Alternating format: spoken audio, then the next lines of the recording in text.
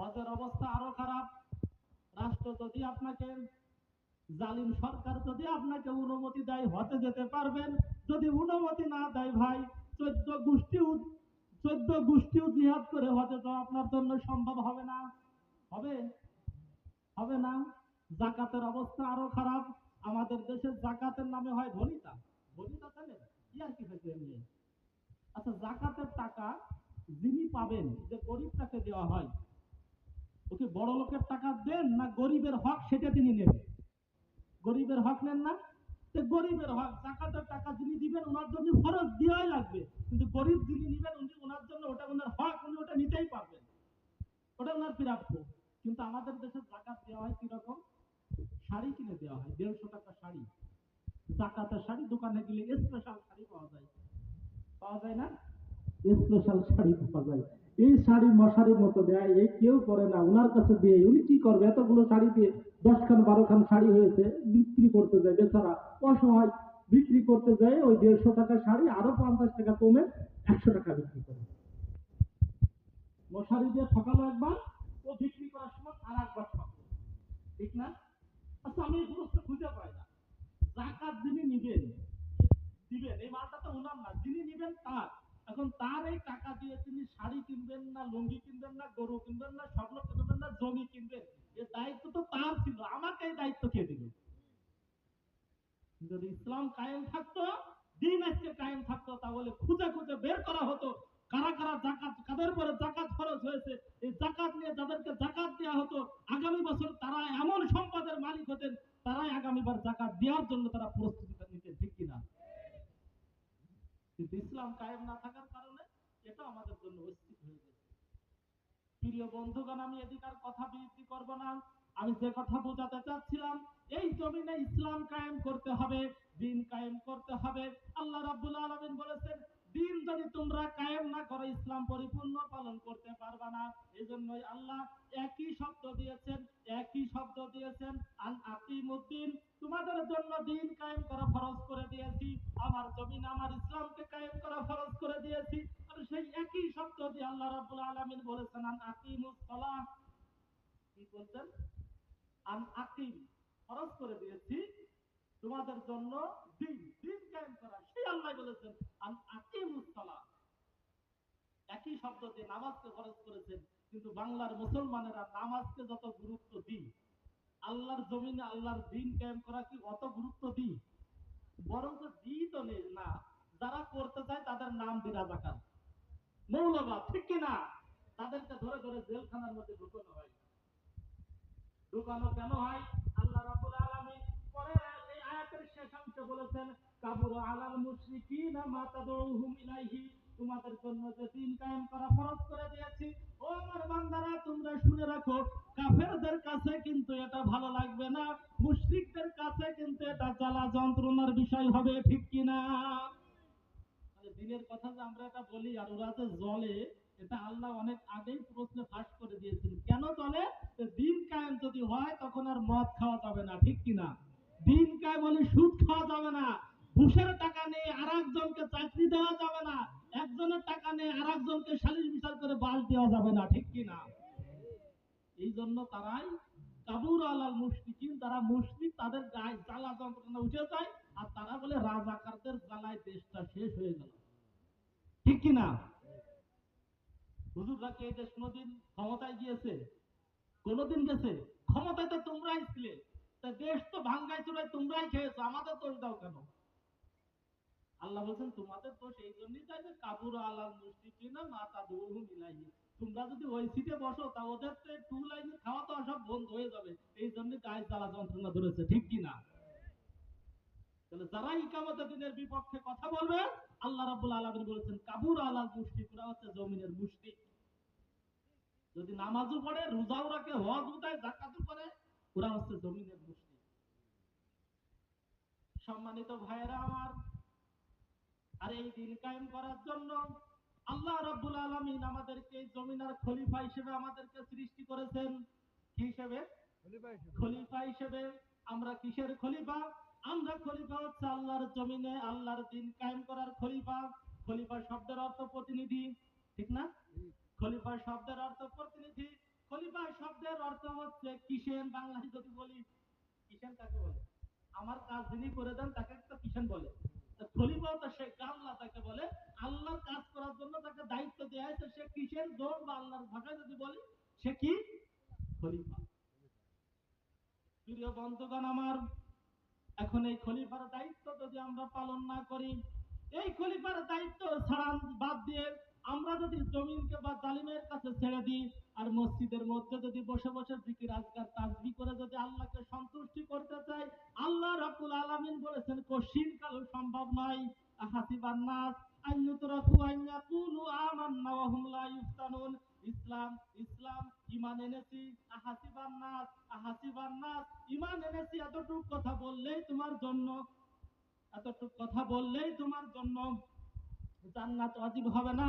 তোমার জন্য জান্নাত ওয়াজিব করতে হলে নবী মুহাম্মদুর রাসূলুল্লাহ সাল্লাল্লাহু আলাইহি ওয়াসাল্লাম যেমন দান মুবারক শহীদ করেছেন, ইব্রাহিম আলাইহিস সালাম যেমন আগুনে নিক্ষিপ্ত হয়েছেন, মূসা আলাইহিস সালাম যেমন দেশ থেকে বিতাড়িত হয়েছেন, আমির হামজা যেমন কলিজা দিয়েছেন, ইমাম হুসাইন যেমন কল্লাটা দিয়েছেন, যুগে যুগে যারাই জান্নাতে যেতে যাবে, যুগে যুগে যারাই জান্নাতের পথ পেতে চাইবে, তাদেরকে আমির হামজার মতো কলিজা দেওয়ার জন্য প্রস্তুত থাকতে হবে, তাদেরকে ইব্রাহিম আলাইহিস সালামের মতো আগুনে পোড়ার জন্য, নিক্ষিপ্ত হওয়ার জন্য প্রস্তুতি থাকতে হবে, তাদেরকে ইমাম হুসাইনের মতো কল্লা দেওয়ার জন্য প্রস্তুত থাকা লাগবে, ঠিক কিনা? প্রিয় ভাইয়েরা আমার, এই খলিফার যদি দায়িত্ব পালন না করেন, এই খলিফার দায়িত্ব যদি পালন না করেন, আল্লাহ রাব্বুল আলামিন কিয়ামতের দিন আমাদেরকে জান্নাত দিবেন না। নবীজি আমার বলেছেন, অমান দাওয়া বিদাওয়াল জাহিলিয়াতি ফাহুয়া মিন গিসাই মিন ফাহুয়া মিন গুসাই জাহান্নাম। যারা আল্লাহর আইন বাদ দিয়ে, যারা আল্লাহর বিধানকে বাদ দিয়ে জমিনে অন্য কারো আইনের প্রতি মানুষকে ডাকে, অন্য কোন বিধানের প্রতি মানুষকে আহ্বান করে, আমি নবী ফতোয়া দিলাম ফাহুয়া মিন গুসাই জাহান্নাম, তারা হবে কোথায়? ফতোয়া কার? নবীজি ফতোয়া দিয়েছেন। সাহাবারা বললেন, ইয়া রাসূলুল্লাহ, যদি সে নামাজ পড়ে, হজ করে, যাকাত দেয়, তারপরেও তো জাহান্নামে যাবে। নবীজি আমার বললেন, ক্বালা ওয়া ইন সামা ওয়া সাল্লা ফাহুয়া মিন জুসাই মিন জাহান্নাম।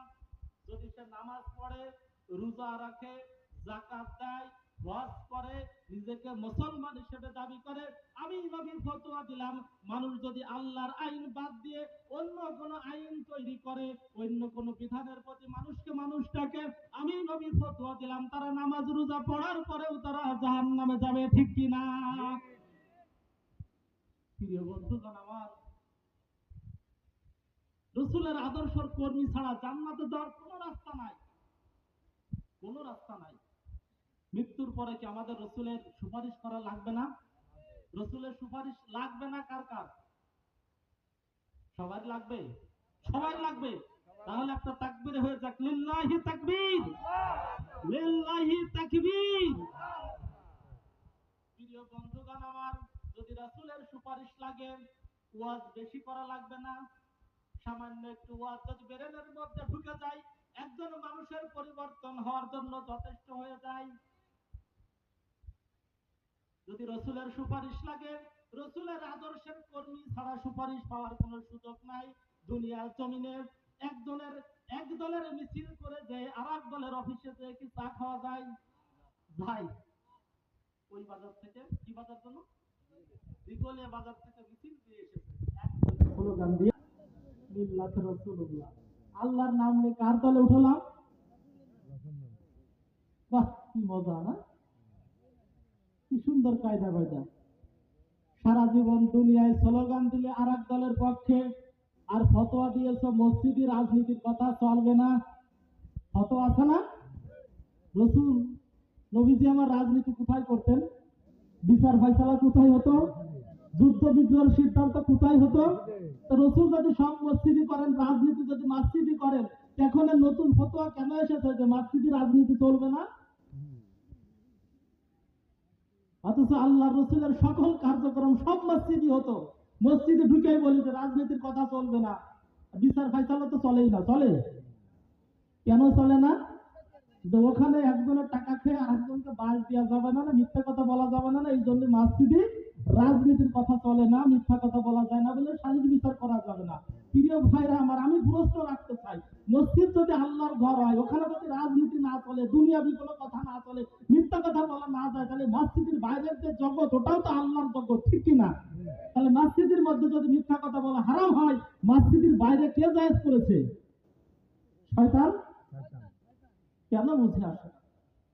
অথচ নবীজি আমার সকল কার্যক্রম মসজিদে করতেন, আর সেই নবীর উম্মতেরা যখন ইসলামী আন্দোলনের কাজ মসজিদে করতে যায়, তখন ফতোয়া দেয় মসজিদের মধ্যে রাজনীতির কথা বলা।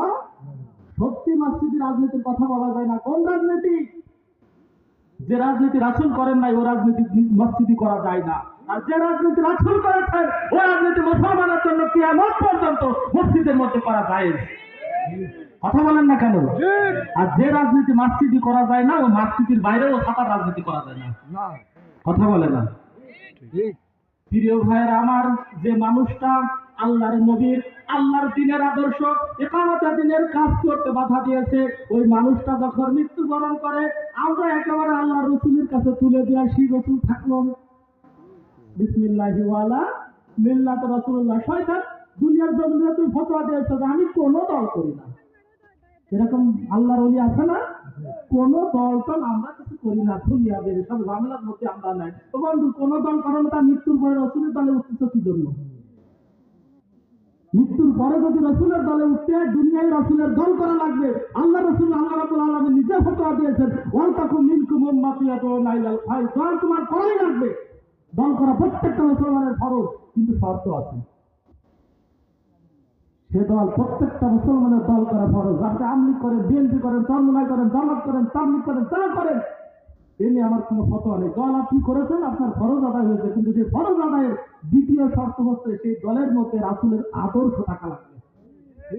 রাসূলের আদর্শ যে দলে আছে, ওই দল আপনার জন্য করা ফরজ। আর যদি রাসূলের আদর্শ না করে, সে যদি আপনার বাপ দাদা চাচাও আপনাকে বাধ্য করে, ওই দল আপনার জন্য করা হারাম। ইসলাম এত সহজ না, মামু বাড়ির বারান্দা না, মনে চাইলে আর বারান্দাইতে ভাগ চাইলাম, এত সহজ না। এই ইসলাম পেতে আল্লাহ রসুলের দান মুবারক উহুদের ময়দানে রেখে তারপরে কবরে যাওয়া লেগেছে। আর আমি আপনি হাকিমপুর দরজা সবাই বলতেছি যে আল্লাহ জান্নাত আমারে না দিবি কে এখানে। কি সহজ রে! আল্লাহ রসুলের ন্যাংরা সাহাবী, খুড়া সাহাবী দিন কায়েম করার জন্য পাগল হয়ে গেছেন, রসুলের কাছে অনুমতি চেয়েছেন, ইয়া রাসূল আমার একটু অনুমতি দেন, আমি একটু যুদ্ধে যাবো। যুদ্ধে গেলে রসগোল্লা খাওয়া যায়? জীবন দেওয়া লাগে, পাগল হয়ে গিয়েছে। আর আমরা আজকে শরীর স্বাস্থ্য নিয়ে কোনো ঝামেলার মধ্যে নাই, দিনকাল অবস্থা খুব খারাপ। শয়তানি বিমা আনজালাল্লাহু ফাউলাইকা হুমুল কাফিরুন ফাউলাইকা হুমুজ জালিমুন ফাউলাইকা হুমুল ফাসিকুন। যারা আল্লাহর আইন বাদ দিয়ে, আল্লাহর বিধান বাদ দিয়ে, নিজের চিন্তা চেতনা দিয়ে, নিজের বাপ দাদার মতবাদ দিয়ে, নিজের বাপ দাদার সংবিধান দিয়ে আমার জমিন যারা শাসন করবে, আমি আল্লাহ রাব্বুল আলামিন ফতোয়া দিয়ে দিলাম, ওরা কাফের, ওরা ফাসিক, ওরাই হলো জালেম। ঠিক কিনা? এই জালেমটাকে দিয়ে যখন রাসূলের কাছে উঠাই দিলাম, নবীজি আমার তখন বলবেন সুকান সুকান সুকান, দূরে সরে যাও, দূরে সরে যাও, দূরে সরে যাও। ঠিক কিনা? দুনিয়ার জমিনে যখন শক্তি ছিল, সমর্থন ছিল, আমার পক্ষে কোনো কথা বলনি, আমার দ্বীনের পক্ষে কোনো কথা বলনি, বরং যারাই দ্বীনের পক্ষে স্লোগান দিয়েছেন, যারাই নারায়ে তাকবীর স্লোগান দিয়েছেন, তাদেরকে তকমা লাগিয়ে দিয়েছো, তাদেরকে রাজাকার বলে গালি দিয়েছো, তাদেরকে মৌলবাদ বলে গালি দিয়েছো, তাদেরকে জেলখানার মধ্যে ঢুকিয়েছো, তাদেরকে ফাঁসির মঞ্চে উঠানোর জন্য মিথ্যা সাক্ষ্য দিয়েছো। আর আজকে অসহায় হয়ে আমার কাছে এসেছো, সুকান সুকান, দূরে সরে যাও, দূরে সরে যাও। আল্লাহ রাব্বুল আলামিন তখন বলবে, বান্দা ইয়াওমা নাদউ কুল্লু উনাসিম বিইমামিহিম, এখন আমার রাসূলের সুপারিশ পাওয়া যাবে না, বরঞ্চ দুনিয়ার জমিনে যে নেতার পক্ষে স্লোগান দিয়েছো, ইয়াওমা নাদউ কুল্লু উনাসিম বিইমামিহিম, নেতাকে ডাক দিয়ে বলে, ও নেতা, তোমার কর্মীরা দাঁড়িয়ে আছে, তোমার কর্মীদেরকে নিয়ে কুল্লু উনাসিম বিইমামিহিম, সামনের দিকে রওনা দাও।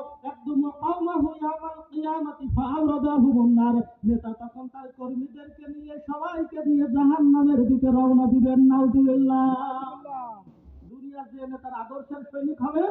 আল্লাহ বলছেন ইয়াওয়ানাদু কুল্লু উনাসিন বিইমামিহিম, নেতার নাম ধরে কর্মীদেরকে ডাক দিব, নেতা থাকবে সামনে একদম আল্লাহ ইয়াউমাল কিয়ামাতি ফাওরাদাহুমুন নার, তখন নেতাকে বলবো নেতা তোমার কর্মীরা পিছনে তোমার জন্য দুনিয়ায় জীবন দিয়েছে, শ্রম দিয়েছে, তোমার নেতা কর্মীদেরকে নিয়ে তুমি জাহান্নামের দিকে রওনা দাও। দুনিয়ায় যদি আখিরাতে যদি জাহান্নামে যেতে চাই, আপনার যে নেতা খুশি সেই নেতার পাশে আপনি থাকতে পারবেন।